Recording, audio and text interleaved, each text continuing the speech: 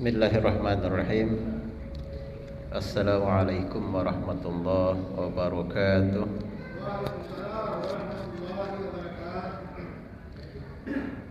Alhamdulillahi rabbil alamin.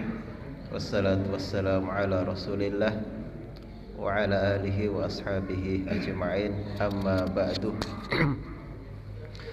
Bapak-bapak, ibu-ibu sidang jamaah maghrib yang insyaallah dimuliakan oleh Allah Subhanahu wa taala. Pada kesempatan yang mulia ini kita akan melanjutkan pembahasan bulan lalu tentang tanda-tanda besar datangnya hari kiamat. Sebagaimana yang dijelaskan bulan lalu bahwasanya tanda-tanda kiamat besar itu seperti tali tasbih yang terputus. Berarti tanda-tanda itu saling berdekatan, berurutan secara cepat. Nah, kemarin kita sampai di pembahasan akan munculnya Dajjal. Sampai di hadis sahabat Tamim Ad-Dari yang bercerita bahwa dia bertemu dengan Dajjal. Jadi bulan lalu sudah kita ceritakan bahwasanya mereka terombang-ambing di lautan selama sebulan. Kemudian terdampar di satu pulau, ketemu makhluk aneh. Ya, dalam hadis itu disebutkan Al-Jassas. Kalau Jassas itu sebenarnya artinya adalah penjaga. Nah, kemudian bertemulah dengan seseorang. Terjadilah percakapan antara Tamim Ad-Dari bersama teman-temannya dengan makhluk ini yang disebut sebagai Ad-Dajjal. Nah, ketika bertemu, maka orang ini yang dicurigai sebagai Dajjal itu bertanya kepada Tamim Ad-Dari. Pertanyaannya adalah bagaimana kabarnya korma yang ada di daerah Baisan? Apakah masih berbuah? Maka Tamim Ad-Dari menjawab bahwasanya korma yang ada di daerah Baisan itu sekarang masih berbuah. Nah, kemudian orang itu yang Dajjal itu kemudian mengatakan bahwasanya suatu saat nanti korma di Baisan itu akan berhenti berbuah. Nah, sekarang kita lihat daerah Baisan itu sekarang ada di Palestina. Yang memang dulu ini penuh dengan pohon korma. Hanya saja sering kemudian diserang oleh Israel, yang sampai hari ini kan masih berperang antara Palestina dengan Israel, dibantu oleh Eropa dan Amerika. Itu sering dibombardir. Nah, kalau kita buka-buka YouTube, yang mana itu daerah Baisan, itu ada seorang konten kreator ya, biasa orang konten kreator, dia pakai satelit. Kemudian mencoba Google Map itu daerah Baisan beberapa bulan yang lalu. Dan ternyata dari penampakan satelit itu masih kelihatan banyak pohon korma. Jadi sekarang Google Map itu canggih, bisa menelusuri lorong-lorong itu. Jadi kayak misalnya ini masjid Hizbul Waton itu bisa diketik di Google Map, itu bisa terlihat sampai jalanannya ini terlihat. Oh ini kalau misalnya Google Mapnya itu apa alamatnya itu sudah diupdate, nggak tahu itu siapa yang jalan-jalan ke sini foto-foto, pasti ada orangnya itu. Nah, suatu saat nanti korma Baisan itu akan berhenti berbuah. Nah, orang sekarang mengatakan sudah mulai sedikit buahnya. Korma daerah Baisan ini yang ada di Palestina. Nah, setelah selesai menanyakan tentang kormah di Baisan, maka si Dajjal ini pun, orang ini kemudian tanya lagi, bagaimana dengan Danau Tiberias? Maka Tamim Ad-Dari menjawab bahwasanya Danau Tiberias itu sekarang masih banyak airnya. Nah, Danau Tiberias ini banyak dikunjungi oleh kaum muslim di wilayah, kalau Tiberias ini terletak antara Yordan dan Palestina. Kalau sekarang memang kayaknya orang ragu-ragu untuk berkunjung karena perang lagi berkecamuk antara Israel dengan Palestina, Hamas Palestina. Nah, mereka menjawab bahwasanya Danau Tiberias sekarang airnya masih melimpah. Nah, maka orang itu mengatakan suatu saat nanti Danau Tiberias itu akan kering. Jadi kalau ini menjadi tanda-tanda. Jadi kalau kormah Baisan itu sudah berhenti berbuah, atau mungkin pohon kormanya sudah hilang, Danau Tiberias sudah mengering, maka itu tanda-tanda bahwasanya Dajjal akan keluar. Nah, Danau Tiberias sekarang ya kalau kita lihat ya di YouTube ya, orang masih naik-naik perahu di Danau Tiberias, masih banyak airnya. Makanya sekarang bahkan ada yang mengatakan bahwasanya Israel itu mencoba untuk menunda datangnya Dajjal, karena dia tambah terus itu air Danau Tiberias. Jangan sampai kering ya, nanti keluar ke Dajjal, terjadi kiamat. Sampai ada yang bercanda begitu, Israel mencoba untuk menunda datangnya hari kiamat. Ternyata orang-orang Israel juga tahu bahwasanya kalau Danau Tiberias ini kering, antara Yordan dengan Palestina, berarti dekat situ juga. Ini tanda Dajjal akan keluar. Kalau Dajjal keluar, berarti hari kiamat sudah diambang pintu. Ya, ada yang bercanda begitu. Karena Danau Tiberias itu ditambah terus oleh Israel. Jangan sampai berkurang. Mungkin besok-besok juga kalau dikuasai daerah Baisan, ditanami lagi tanami korma supaya tidak jadi keluar. Nah, itu ada yang canda begitu. Nah, setelah menanyakan tentang Danau Tiberias, maka makhluk itu pun bertanya kembali, bagaimana keadaan mata air Zugor? Berarti sumur ini, mata air. Ini di sini jelaskan Zugor itu dekat Laut Mati. Berarti Yordan. Ada Laut Mati istilahnya ya. Laut Hitam ya. Laut Hitam kah itu? Laut Hitam ya. Itu Laut Mati. Di situ enak. Karena walaupun tidak pintar berenang, lompat enggak tenggelam, Pak. Naik. Karena garamnya sangat tinggi. Kayaknya enggak tahu ada ikan kah hidup di situ. Asin sekali. Makanya disebut Laut Mati. Kayaknya di situ berenang-berenang. Kalau tidak tahu berenang ya bagus. Karena garamnya sangat tinggi. Allah alam, mungkin karena kena azab dulu ya. Ini kan daerah-daerah kena azab di situ tuh dulu. Tidak tahu apakah azabnya kaum Nabi Lut, wallahu alam bisawab. Sidang jamaah maghrib yang insyaallah dimuliakan oleh Allah Subhanahu wa taala, itulah yang kemudian ditanyakan oleh makhluk tersebut yang kita sebut Dajjal itu.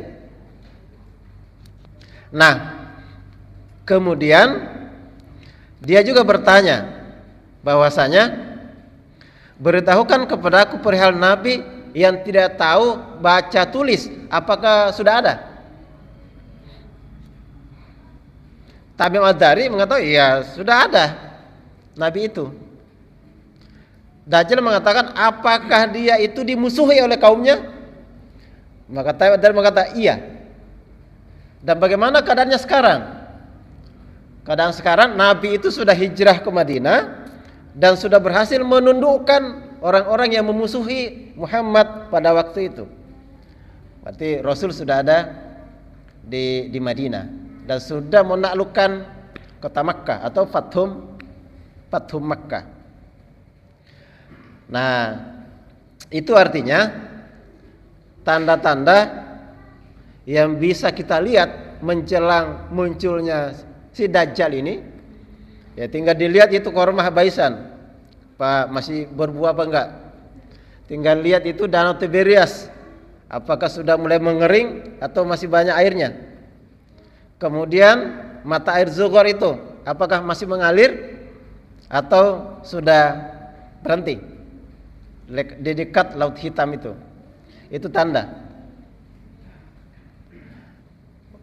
tanda-tanda menjelang munculnya Dajjal.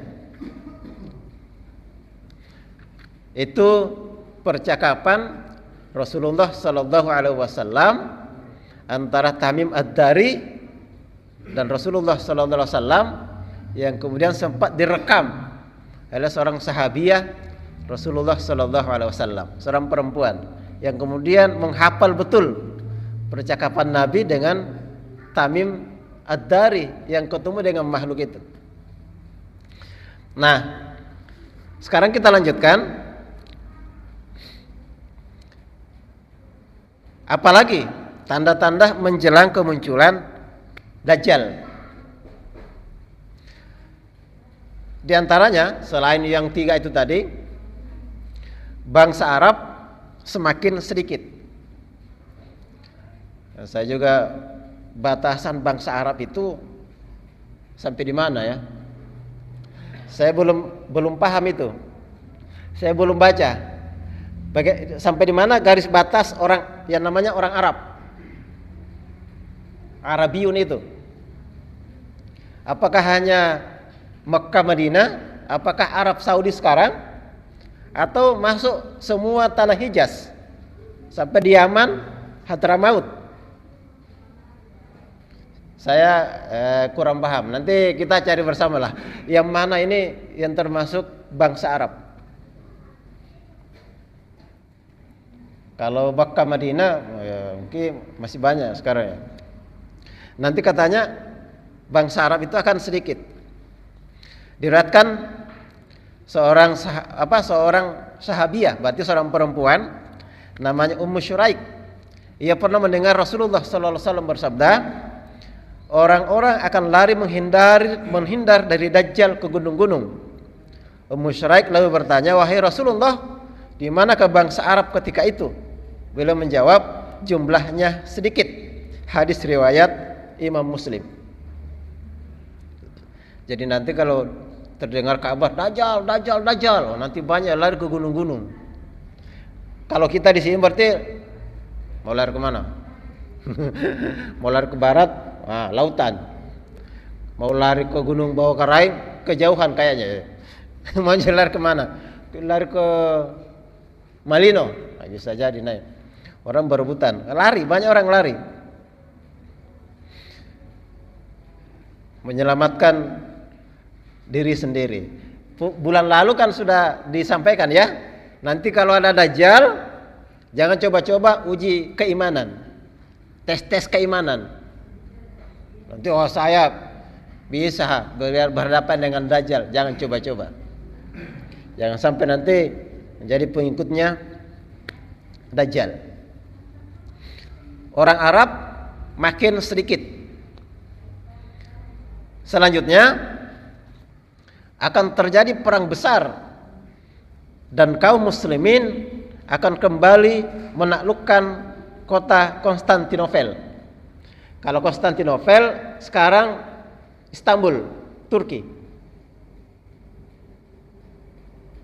Istanbul Turki ini sekarang kan penguasanya Muslim. Siapa namanya? Erdogan. Kita tunggu-tunggu. Erdogan ini karena serangan Israel ini semakin membabi buta. Pimpinannya pun sudah dibunuh, Ismail Haniyah. Yaitu kemudian memunculkan kemarahan kaum muslimin. Di antaranya ya saya dengar-dengar, saya baca pimpinan Turki Erdogan marah dan siap-siap untuk menyerbu. Walau alam apakah nyerbu betulan atau hanya ancang-ancang kan? Karena dari dulu ini negeri-negeri kaum muslimin hanya ancang-ancang saja, tidak pernah maju. Iran katanya ini mau balas karena Ismail Haniyeh dibunuh di Iran. Pimpinan spiritualnya Ali Khamenei kan itu sudah berjanji akan membalas tindakan Israel. Mereka melakukan pembunuhan itu di wilayah Iran. Kita tunggu apakah betul-betul akan membumi hanguskan Israel atau hanya gertak-gertak saja. Karena umat Islam ini di Palestina ini sudah berapa tahun ya? 48 sudah. Sejak 48 dia dijajah, dibunuh-bunuhi sampai 2024. 48 2024 berapa tahun itu? 76. Sudah 76 tahun. Sudah hampir 100 tahun itu. Kalau dulu Palestina ini dikuasai oleh orang-orang Nasrani pada masa Nabi. Tapi kemudian ditaklukkan pada masa Umar bin Khattab. Wilayah Syam, Palestina itu ditaklukkan lewat melalui tangan bin Jarrah. Siapa nama sahabat itu? Ubaidah bin Jarrah. Karena dia menggantikan pada waktu itu Khalid bin Walid jadi panglima perang pada perang Yarmouk. Tidak jadi masalah, jadi panglima langsung dipecat, diganti. Tapi begitu dipecat, gaya berperangnya tidak berubah. Jadi tidak ada bedanya dia prajurit biasa atau jadi panglima, sama saja, sama-sama maju, tidak berubah. Nah kemudian Palestina itu sebenarnya menyerah sendiri, tidak ada pertumpahan darah, diserahkan. Itu kemudian dikuasai oleh kaum muslimin lama sekali karena sampai pada masa Abbasiyah. Pada masa Abbasiyah terjadi perang salib. Orang-orang salib Eropa itu menyerbu kaum muslim, menguasai Palestina. Wah, kalau orang-orang kafir itu masuk menundukkan satu wilayah, wah itu pasti banjir darah. Coba dibaca sejarahnya itu bagaimana orang-orang salib masuk di Palestina, semua muslim di situ dibantai semua. Sampai-sampai dalam sejarah itu disebutkan itu kuda-kuda pasukan salib itu berenang-renang di darah kaum muslim. Nah, mereka kuasai. Tapi kalau tidak salah, orang-orang Nasrani menguasainya tidak kurang lebih 80 tahun, tidak sampai juga 100 tahun. Lalu diusir oleh pada masa masih Abbasiyah, diusir oleh Salahuddin Al-Ayyubi. Kan tidak ada yang tidak kenal Salahuddin Al-Ayyubi. Itu pahlawan Islam yang sangat terkenal. Nah, itu Palestina sejak Salahuddin Al-Ayyubi mengusir orang-orang salib, itu dikuasai sampai tahun 1924. Oh, lama sekali. Pasca Perang Dunia Pertama, Turki Utsmani kalah perang karena dia kan terlibat bersekutu dengan Jerman pada Perang Dunia Pertama, kalah Khilafah Turki Utsmani.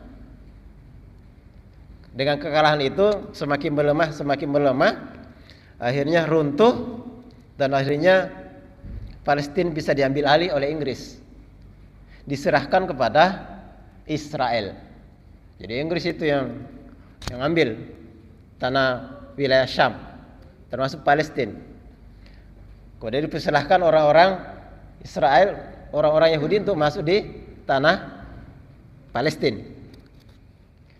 Sampai hari ini tidak ada yang bisa mengusir. Tidak tahu sampai kapan itu. Karena sudah 76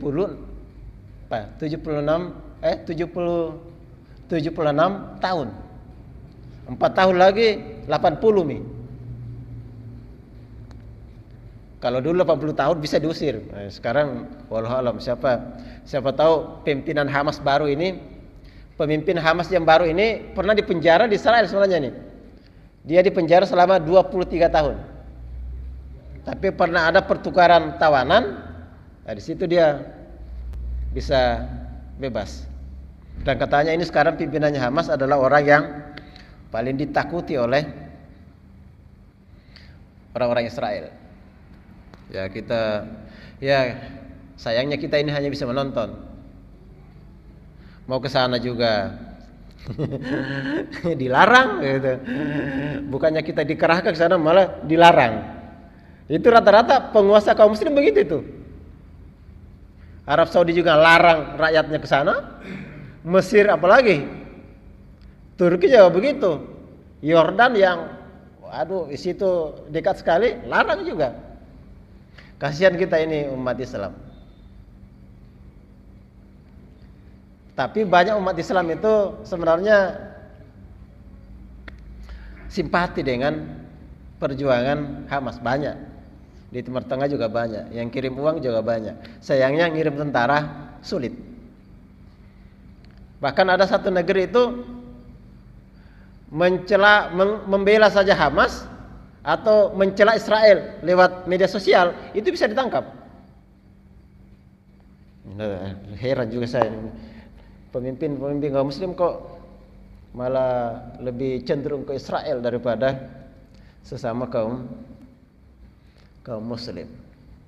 Ya itulah kenyataan pahit yang harus kita telan pada hari ini. Sidang jamaah maghrib yang insyaallah dimuliakan oleh Allah Subhanahu wa taala. Jadi Konstantinopel, Istanbul itu nanti akan ditaklukkan kembali. Nah, Konstantinopel ini adalah dulu negara Nasrani.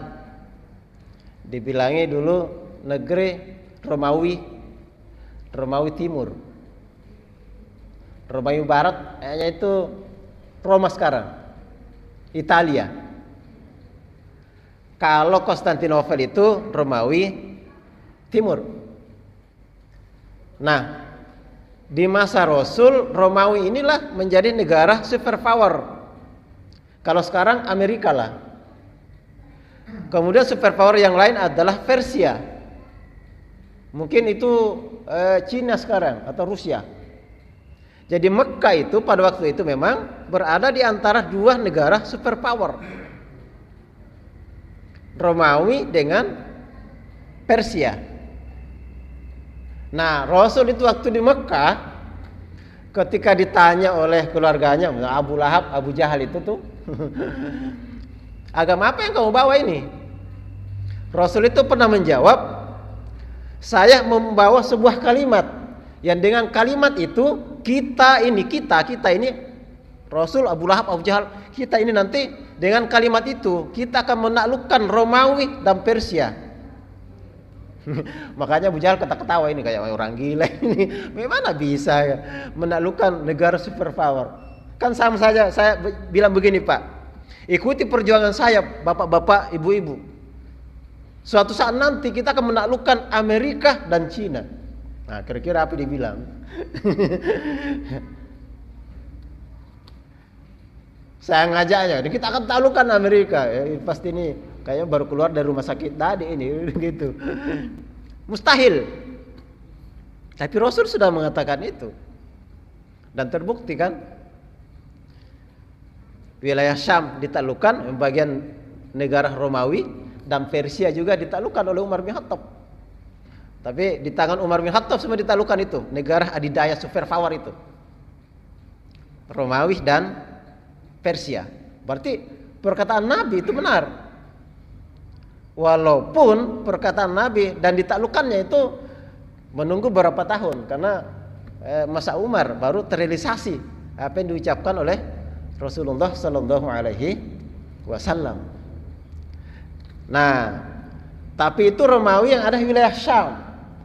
Konstantinopel itu sampai ribuan tahun itu di Konstantinopel itu yang ada benteng tinggi itu Konstantinopel, tidak ada musuh yang bisa masuk. Sulit. Karena di pinggirannya ada lautan, kemudian di pinggiran sini ada benteng yang tebalnya berapa ya? Tinggi sekali, kemudian tebal. Tidak ada musuh yang bisa masuk.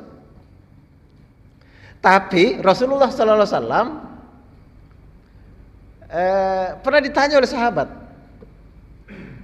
Ini sahabat memang kalau dipikir-pikir ya, visinya itu ke depan luar biasa. Ya ini. Sampai-sampai mungkin orang Yahudi juga mengatakan, wah Pak, ini kayak orang gila saya semua ini. Karena sahabat tanya, ya Rasul, ini ada hadisnya. Hadis riwayat Imam Ahmad. Rasulullah itu duduk di kota Madinah itu. Ada yang mengatakan bahwasanya hadis ini keluar pada perang Ahzab. Ketika Rasul dan para sahabat menggali parit itu berapa kilometer, karena akan menghadang pasukan Ahzab dari kota Mekkah yang menghadang 10.000 pasukan. Dalam keadaan ketakutan seperti itu, dalam keadaan sibuk menghadapi musuh, itu para sahabat masih sempat bincang-bincang dengan Nabi. Ya Rasul, ayyul madinataini tuftahu awwalan, ya Rasul, kota mana yang kita taklukkan terlebih dahulu? Konstantinia tuh au Rumia tuh. Ya. Ini luar biasa. Di kota Mekkah tidak ada lampu, senjatanya pedang, tapi ngomongnya begitu. Ya Rasul, yang mana dulu kita taklukkan? Konstantinopel yang ada Turki sekarang, atau Roma yang ada di Italia itu?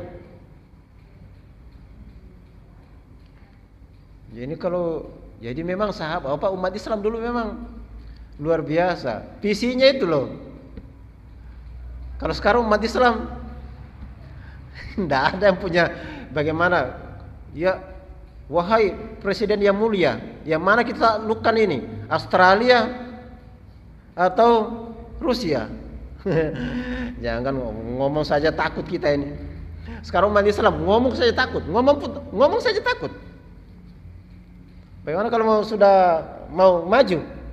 Ini sahabat ini yang sederhana di kota Madinah ngomongnya begitu.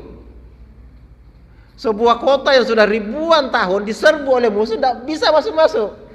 Tapi dia mengatakan, ya mana dulu kita taklukkan? Konstantinopel atau Vatikan di Roma? Maka Rasul menjawab, qala Rasulullah sallallahu alaihi wasallam, Madinatu Herakla tuftahu awwalan. Rasulullah SAW mengatakan, kotanya Heraklius yang pertama kali kita taklukkan. Heraklius bukan Hercules ya. Hercules mirip-mirip Heraklius yang pimpinannya Konstantinopel, Nasrani ya, Konstantinopel. Berani. Makanya kemudian sahabat itu semangat sekali untuk menyerbu Konstantinopel. Sampai-sampai ada seorang sahabat, kuburnya itu ada di benteng Konstantinopel. Namanya Abu Ayyub Al-Ansori. Jadi di masa sahabat pun kota Konstantinopel itu sudah dicoba untuk ditaklukkan. Tidak bisa.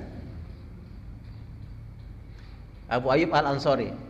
Kalau kita baca sejarahnya Rasul ketika hijrah, Rasul itu nginap di rumahnya Abu Ayyub Al-Ansori.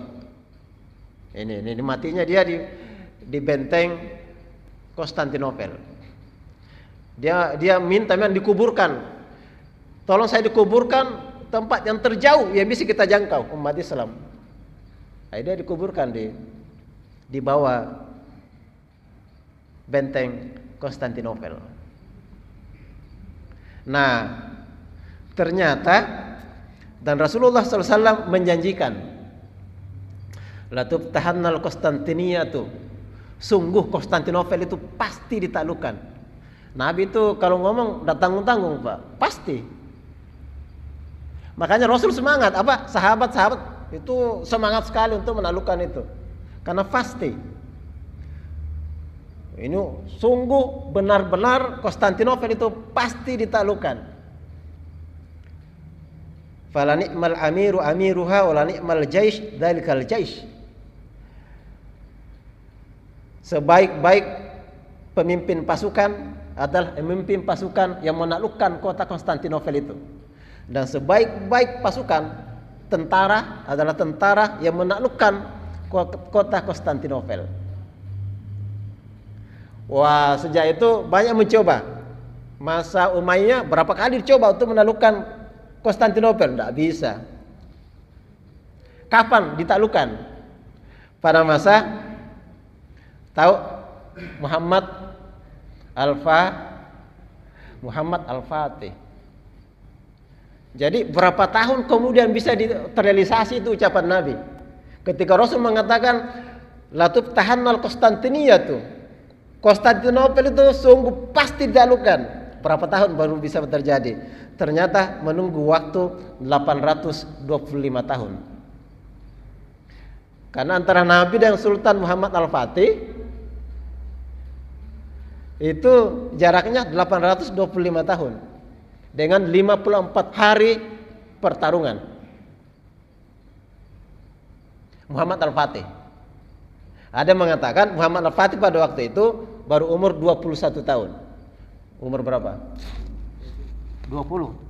Masih begini. Tapi kan orang Turki besar-besar. Kalau umur 20 itu sudah besar sekali. Muhammad Al-Fatih. Ada mengatakan 23, ada mengatakan 21. Muhammad Al-Fatih itu. Dan dialah yang kemudian merealisasikan sabda Rasulullah sallallahu alaihi wasallam. Nah, Muhammad Al-Fatih ini memang kayaknya memang kalau sekarang ya kita seluruh umat Islam ini hampir 2 miliar, mungkin tidak ada yang sama. Muhammad Al-Fatih itu menguasai 9 bahasa. Mungkin bahasa Arab, bahasa Turki, bahasa apa? Bahasa apa yang makoli itu? Bahasa Suryani, bahasa apa lagi? Yang bahasa orang Palestina dulu, bahasa apa? Bahasa Suryani dan bahasa apa itu bahasanya Mama Gupron? Bahasa Suryani ya? Apa lagi satu itu? Makoli. Enggak tahu betul apa tidak itu. Ini orang percaya juga. Menguasai 7 bahasa. Dan Muhammad Al-Fatih sejak dia balik tidak pernah meninggalkan sholat duha. Dan Muhammad Al-Fatih sejak dia balik sampai dia menjadi panglima perang itu tidak pernah meninggalkan sholat tahajud. Dan Muhammad Al-Fatih sejak dia balik sampai menjadi panglima perang menaklukkan kota Konstantinopel itu tidak pernah terlambat sholat berjamaah. Jadi pasukan 240.000 pasukan itu satu-satunya Muhammad Al-Fatih yang tidak pernah alfa sholat lail sampai dia menjadi panglima perang, satu-satunya. Karena kan pasukan itu dites satu-satu kan. Tolong yang pernah sholat lail, berdiri semua pasukan, suruh duduk. Yang tidak pernah alfa sholat lail, tidak ada yang berdiri.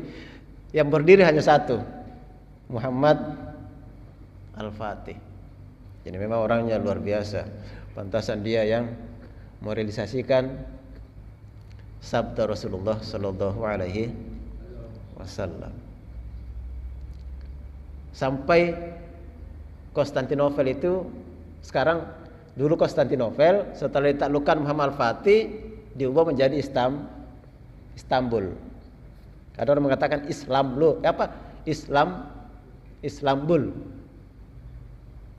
Tapi bahasa sana Istanbul. Umat Islam menguasai Konstantinopel itu sampai runtuhnya Khilafah Turki Utsmani 1924. 100 tahun yang lalu. Karena khalifah diusir oleh Mustafa Kemal Atatürk. Khilafah diruntuhkan menjadi republik sampai hari ini. Sekarang Erdogan. gitu. Nah, ulama menjelaskan kenapa di sini Konstantinopel akan ditaklukkan kembali.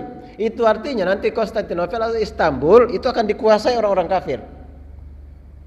Kemudian ditaklukkan kembali.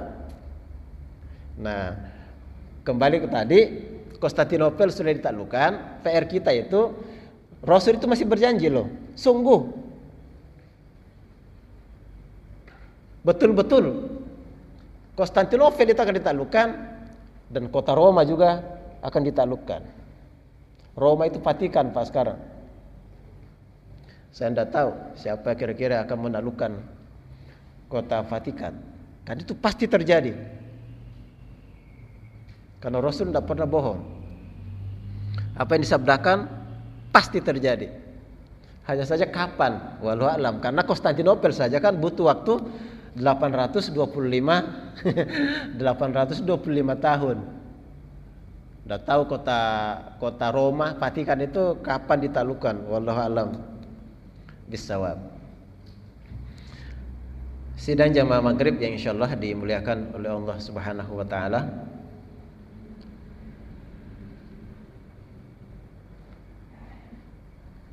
Muaz bin Jabal meratkan bahwa Rasulullah SAW bersabda, ramainya Baitul Maqdis adalah isyarat kehancuran Yathrib.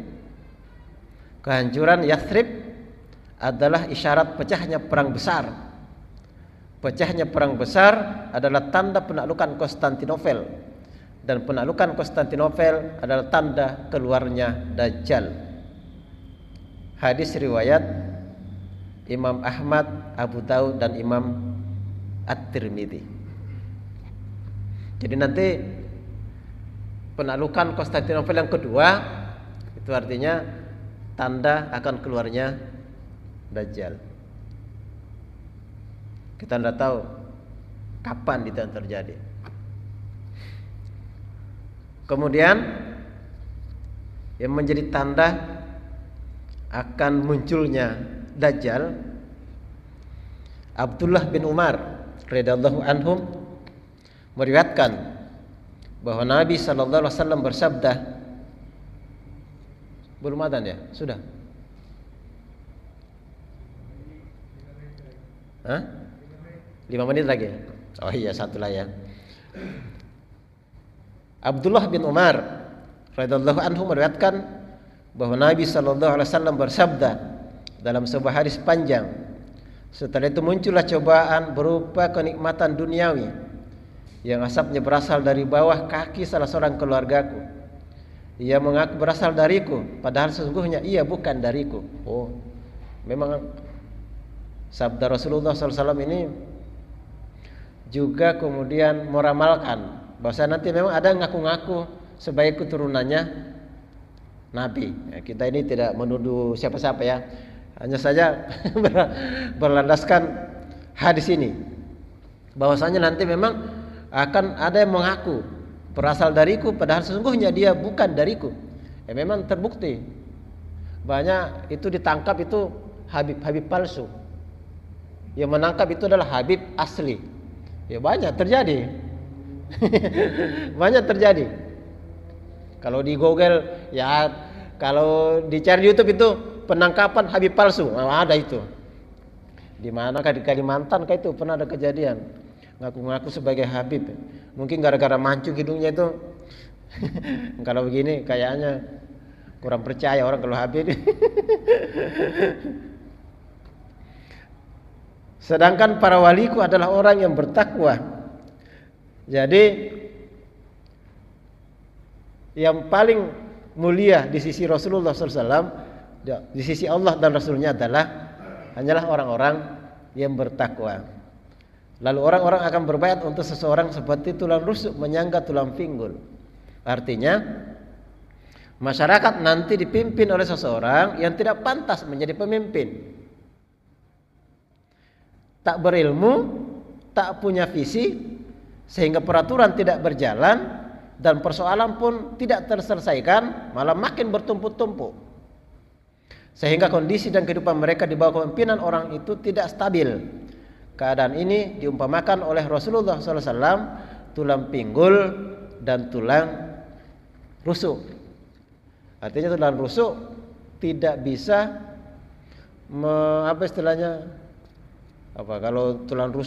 kalau tulang pinggul naik tulang rusuk tidak bisa ditahan lah, bebannya keberatan. Nah gitu maksudnya. Tulang rusuk yang kecil lemah tidak cukup kuat untuk menyanggah tulang pinggul yang berat. Setelah itu muncul fitnah, namanya ad-duhaimah, bencana maha dahsyat yang akan menerpa umat ini tanpa kecuali. Jika orang menyangka fitnah itu sudah sirna, maka pada hakikatnya fitnah itu terus bertambah berat dan lama. Saat itu seseorang beriman pada pagi hari dan kafir pada sore harinya, hingga manusia terpecah menjadi dua kelompok. Satu kelompok yang beriman tanpa kemunafikan, dan satu kelompok lagi orang-orang munafik tanpa iman. Jadi ada waktunya nanti, pada pagi harinya masih beriman, sore harinya sudah kafir. Sore hari masih beriman, paginya sudah kafir. Nah, kita berlindung dari zaman yang seperti ini. Kemudian akan terbagi dua kelompok manusia. Yang pertama imannya murni, yang kedua pura-pura beriman, orang munafik. Tapi ini yang sulit, Pak. Orang munafik itu zahirnya beriman itu, tapi hatinya kafir. Makanya orang munafik itu kita tidak tahu siapa sebenarnya munafik. Sulit. Kalau di masa Rasul kan dikasih tahu oleh Jibril, wah itu orang munafik. Nah, Rasul nanti ngomong sama sahabat, tapi tidak semua sahabat dikasih tahu. Ada namanya itu Huzaifah al-Yaman, Huzaifah al-Yamani. Itulah orangnya yang dikasih tahu oleh Nabi siapa munafik di kota Madinah. Dia tahu itu. Rahasianya Huzaifah itu. Hanya saja di masa Rasul memang yang ditahu munafik adalah Abdullah bin Saba bin Salul. Itu gembongnya munafik. Ketika dia azam ya. Oke, nanti dilanjut ya. Sampai di mana itu? Sampai di Abdullah bin Saba bin Salul. Nah, itu orang munafik. Demikian yang bisa kami sampaikan, mudah-mudahan ada manfaatnya. Bulan depan kita insyaallah lanjutkan kembali, mudah-mudahan ada umur yang panjang. Mohon maaf atas segala kekurangan. Billahi taufik wal hidayah. Assalamualaikum warahmatullahi wabarakatuh.